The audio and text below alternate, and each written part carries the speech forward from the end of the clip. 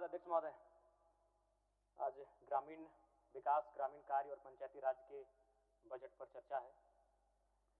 भारत जैसे देशों में जहां अधिकांश आबादी, झारखंड में भी लगभग 75% आबादी गांवों में रहती है, लेकिन यदि हम गांव और शहर का तुलनात्मक अध्ययन करें तो ग्रामीण क्षेत्रों में मासिक प्रति व्यक्ति खर्च लगभग 2,946 रुपये के आसपास है, जबकि शहरी क्षेत्रों में यह काफ़ी अधिक है, लगभग 5,393 रुपये है, जो ग्रामीण और शहरी जीवन के बीच एक महत्वपूर्ण आर्थिक खाई को दर्शाता है। महोदय, इसमें लगभग दुगने का फर्क है। अतः मैं, चूंकि माननीय मंत्री महोदया काफ़ी कुशल हैं, मैं चाहूँगा कि सबसे पहले गांव और शहर की खाई जो है उसे पाटने का काम करें। और गांव की जो योजनाएं हैं, विशेषकर मनरेगा की योजनाएं, अबू आवास की योजनाएं, इन योजनाओं में आज भी कहीं ना कहीं बिचौलिए बहुत ज्यादा हावी हैं, जिस कारण क्या है कि ये योजनाएं गांव पे आती हैं, धरातल पर आती हैं, इस बात में दो मत नहीं है, लेकिन लाभुक को रिश्वत देकर उन योजनाओं का लाभ लेना पड़ता है। महात्मा गांधी जी का वो कथन याद आया जो कहते थे कि रिश्वत लेना अन्याय है, लेकिन सरकारी बाबू बहुत पढ़े लिखे होते हैं, उन्होंने गांधी जी के कथन को बड़ा अच्छा से लिया। अन्याय को उन्होंने लिया, अन्य को तोड़ा और फिर बचा आय, यानी अन्याय बना लिया। अन्याय शब्द एकदम सेम है दीदी, अन्याय आधा नौ यो में आकार यो, अन्याय। अब उसको कैसे तोड़ा आपके सरकारी बाबुओं ने? अन्य, और बचा क्या? आय। और ये सच्चाई है। और मैं आपको सचेत भी करना चाहूंगा दीदी, क्योंकि आपके विभाग के तीन पूर्व मंत्री, आलमगीर साहब अभी जेल में हैं, एनोस साहब और हरिनारायण साहब जेल की यात्रा कर चुके हैं। ये एक ऐसा विभाग है जिसपे पूरे राज्य की नजर है और इसका इतिहास भी आप देख लीजिए। इसलिए मैं आपको सचेत भी करना चाहूंगा कि आप सावधान रहिएगा, बड़ी मेहनत से यहाँ तक आई है। थोड़ा सा जेएसएलपीएस की मैं बात कर लूं। महिला सशक्तिकरण और आजीविका पर काम करती है।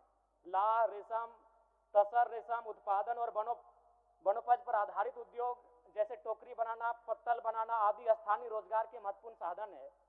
और मैं मानता हूं, और आप विशेष इस बात पे ध्यान दें, क्योंकि अगर गोवा की आज औसत आय 3.57 लाख रुपए और सिक्किम की औसत आय 2.92 लाख रुपए हैं, जिनमें महिलाओं का एक महत्वपूर्ण योगदान है। अध्यक्ष महोदय, ग्रामीण विकास में सड़क निर्माण, पुल निर्माण बड़े महत्वपूर्ण होते हैं, क्योंकि विधायकों की एक जवाबदेही बनती है।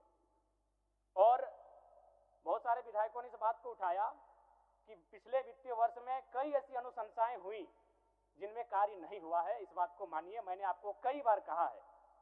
दूसरी बात, शिक्षा विभाग में ऊपर में क्या हो रहा है, स्वास्थ्य विभाग में ऊपर में क्या हो रहा है, जनता को मालूम नहीं है। लेकिन अध्यक्ष महोदय, मंत्री महोदय, आपका जो विभाग है ये गांव की जनता जानती है, वो सीओ बीडीओ को समझती है। और जमुआ में हाल ही में एक घटना घटी थी जिसमें शायद सीओ थे अथवा बीडीओ थे, जिनकी गाड़ी पर खूब पथराव किया गया था। इसका मूल कारण है रिश्वत लेना। इसलिए मैं आपसे आग्रह करता हूं, गांव आज हम लोग बजट पे चर्चा कर रहे हैं, बजट पे बड़ी बड़ी बातें कर रहे हैं और बहुत बड़ा बजट भी है, लेकिन गांव के लोग ब्लॉक को समझते हैं, अंचल को समझते हैं और थाना को समझते हैं। अधिक में 30 सेकंड दे दीजिए, कोई नहीं, आप बोलिए। इसलिए कम से कम काम आप करिए, हमारा काम हम कर रहे हैं। बोलिए।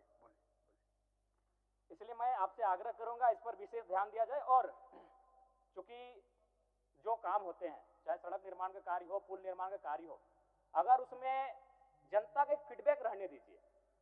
अगर जनता ने 70%, 80% जनता ने फीडबैक दिया कि हाँ काम ठीक ठाक हुआ है, तो बढ़िया, उसको इनाम दीजिए। लेकिन जनता ने अगर उस काम को नकारा तो ऐसे ठेकेदारों पर, संवेदकों पर और जो संबंधित अधिकारी हैं उन पर जांच होनी चाहिए और उस एजेंसी को ब्लैक लिस्टेड भी करना चाहिए।